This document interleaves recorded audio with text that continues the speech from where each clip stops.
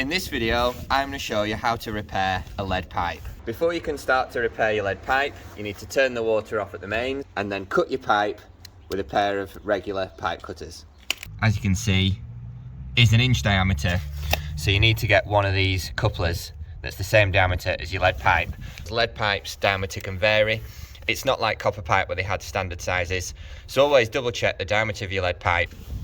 So this is a universal transition coupling, so any pipe between 21mm and 27mm it will adapt to, and same again, because our pipes are the same size. Yeah, lead to lead. Lead to lead. This is the perfect fitting for that job. Right. So what order do we put this fitting on? So it's also known as a slip collar, a slip fitting. So pull our pipe up. Yeah. Again, put our collar. Yeah, collar on first. Our grab ring. And that has to go that way around, does it? Yeah. Like that way.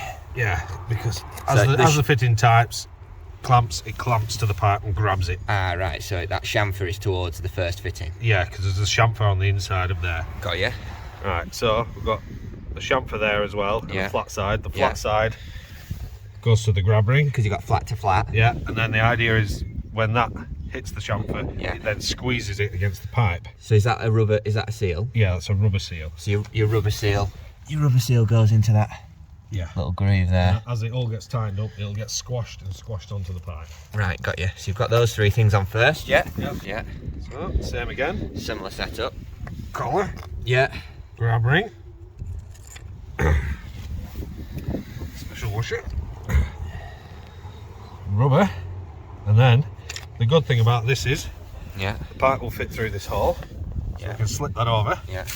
Line it up. So you can see there, we've got like an exploded drawing showing all the different components and the order they need to go in. Right, so are we ready to connect everything up now? Yeah, so we roughly line the centre of this with the centre of our pipe. Let's just bend that so they butt. There we go. So, with a bit of experience, I know roughly where that is. Push them fittings in.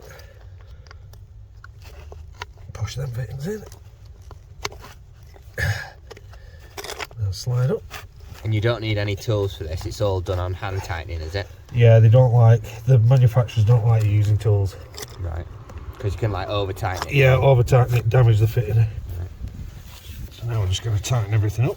Through both of them at the same time. And then in a second, I'll turn the water back on at the mains and then we'll check for leaks. It's useful to have a dry rag so that you get better grip while you're trying to tighten up the fitting.